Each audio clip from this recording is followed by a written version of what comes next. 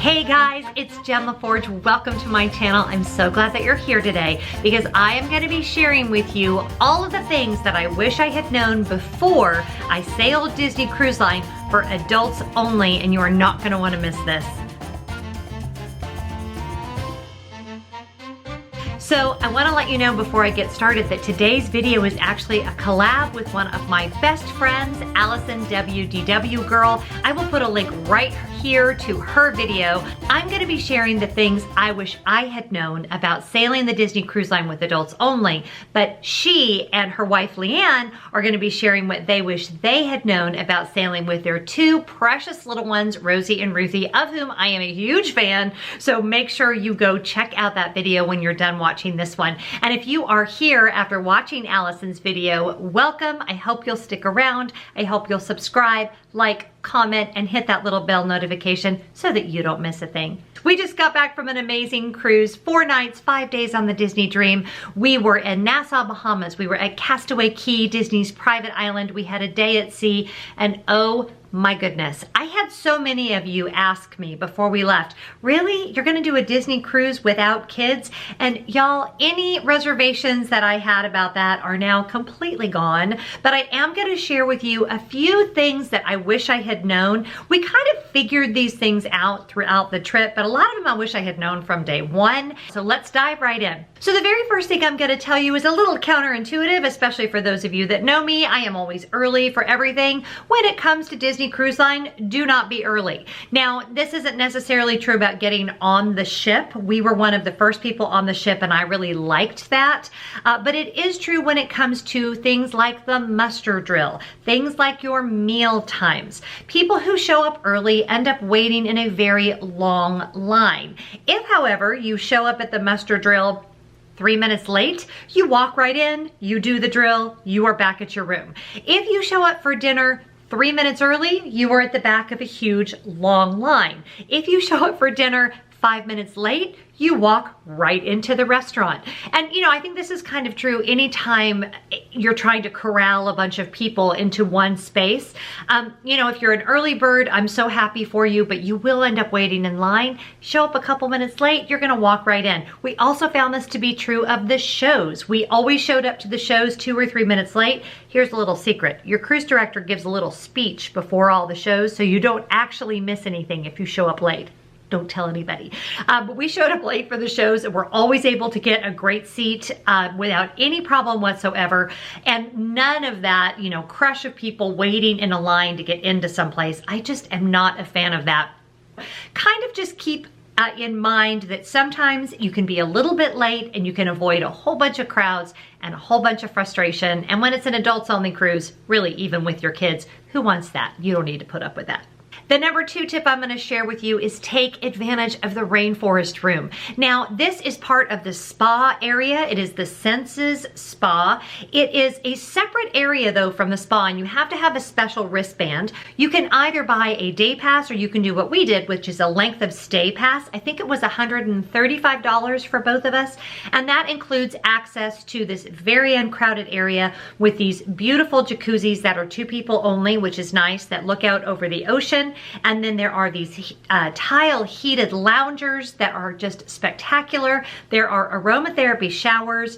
You wear your bathing suit in there. And then there are 3 aromatherapy saunas. And then they also, of course, have the men's and women's saunas that are in the changing rooms. We loved our experience at the Rainforest Room. I would not hesitate to do that. They limit the number of passes that they sell, so that it really ensures that it was never crowded. I mean, there were many times we were in there where we were the only people in there. It's open till 10 o'clock at night, so especially if we went at night.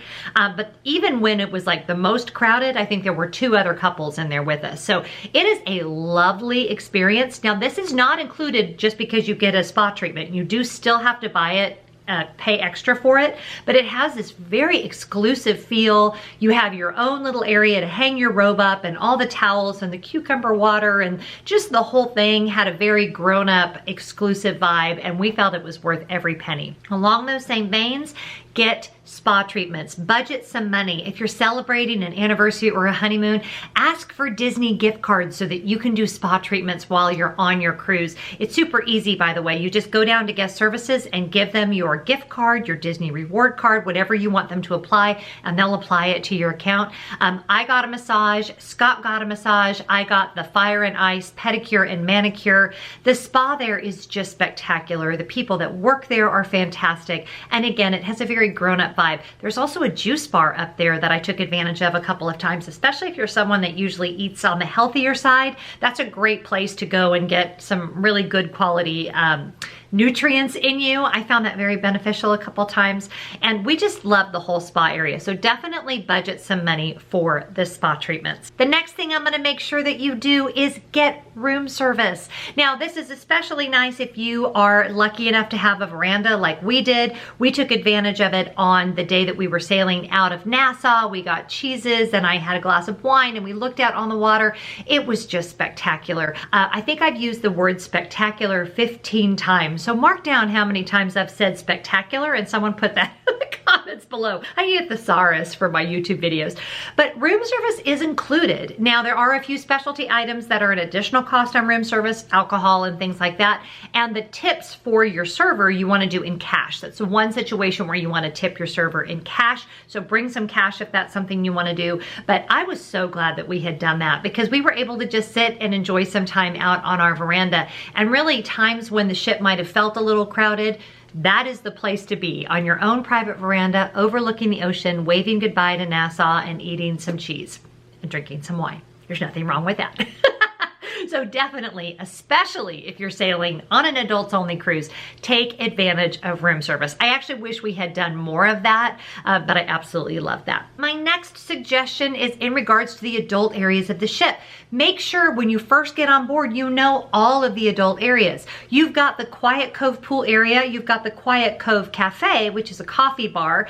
Then one layer up, you've got another bar and another whole little pool area. So if the main adult only area feels a little congested, which I think it only did on our day at Nassau, go up a level. There was never a time in the adults areas of the ship where I felt like we were crowded or we couldn't find a chair. There were usually multiple chairs available. This was especially true at Castaway Cay. Serenity Bay is the adults only beach. Y'all, there were miles of chaises available to us, and Serenity Bay has its own, whatever it's called, Cookies 2, where you can get your lunch, and there's a bar there. There was live entertainment there. It was not spectacular. What's a different word? Amazing, beautiful, serene, peaceful, all of those things. The music that they tend to pipe in the adult areas is, as you would expect, a little more sophisticated, a little more adult, but very peaceful and very relaxing. So definitely on Castaway Cay, make sure you take advantage of the Serenity Bay area and really all of the areas of the ship, which leads me to my next point. Make sure you go to all of the bars, even if you're not a big drinker. Scott doesn't drink at all, and I don't drink a lot, but every night we would go to a different bar before dinner.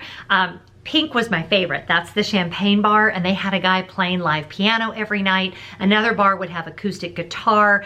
The City Line, I think it's called, bar has the changing landscape in the background. They had some really interesting drinks, so always ask the bartender kind of for what they recommend, because each bar has their own specialty. The sports bar was the only one that ever got a little bit crowded, and I think that's because they have their own buffet that was, you know, wings and chicken and fries and all that kind of stuff. They're all very intimate. All of the bars maybe seat 30 people, so it's super fun to go and explore all of them. And again, we never found them to be crowded. Along those same lines, feel free to ask for a table for two at dinner. You can call Disney Cruise Line in advance and ask for a table for two.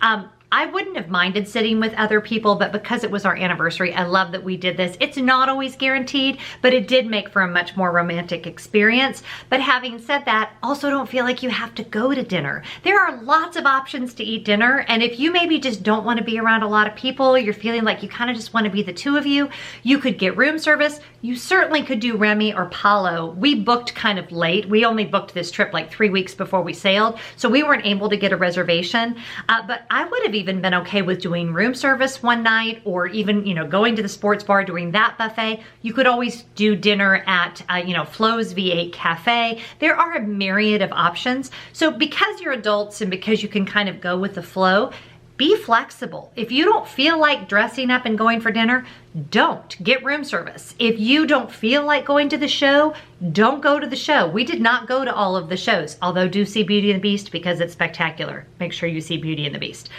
Just know that the cruise, all of these activities are there for you to do or not do, and we found a lot of the best time we had was hanging out in the adult areas, being in the spa, hanging out on our own veranda. They weren't really activities, and that's what's great about being an adult is you get to do what you want. So I definitely recommend kind of going around the traditional cruise schedule and deciding what's best for you. The other thing I want to make sure you do as an adult is ride the AQUA. No, it is not just for kids. And actually, if you go late at night, there's hardly anybody on it. If you go early in the morning, there's hardly anybody on it. If you go during the first dinner seating, there's hardly anybody on it.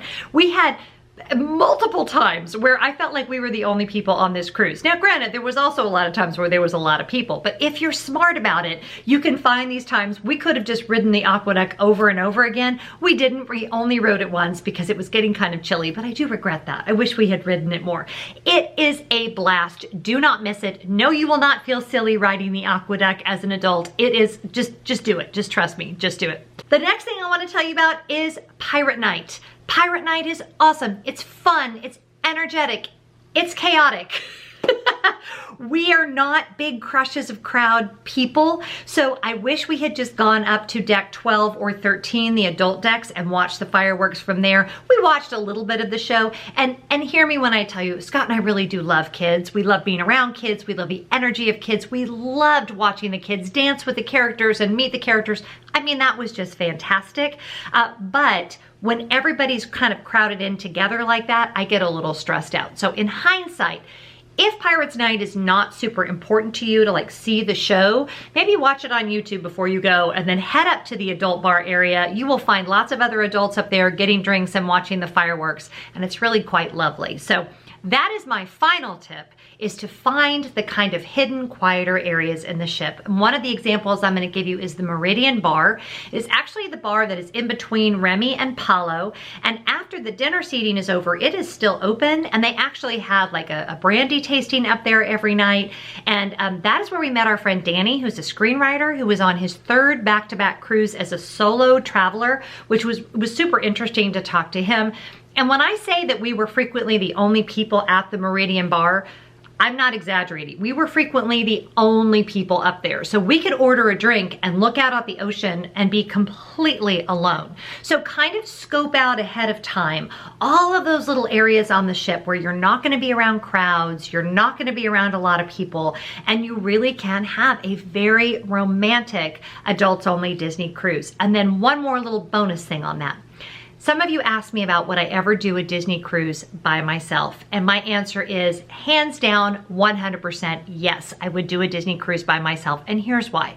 You could pay $6,000 for a week at some fancy spa in Tucson, or you could spend far less than that and do a spa treatment or two every single day, all of your meals taken care of, and have that beautiful ocean to look out on. And I can't think of anything more restorative than that. You would not feel odd. We ran into like Danny and a lot of other different solo travelers. It just is a very safe, beautiful, fun way to spend some time with your kids. Absolutely. As a couple, absolutely. And even by yourself, I would strongly recommend the Disney Cruise Line. So what questions do you have for me? Put those in the comments below. I'm gonna have lots more Disney Cruise tips and tricks videos coming up, but I just wanna let you know that we had a great time. And if you have a Disney cruise coming up, I know you'll have a great time too. I will see you next time. Oh, and don't forget to go check out Allison WDW Girl's video. Go ahead and subscribe to her channel while you're over there. You won't be sorry. I hope you have a great day. I'll see you next time. Bye-bye.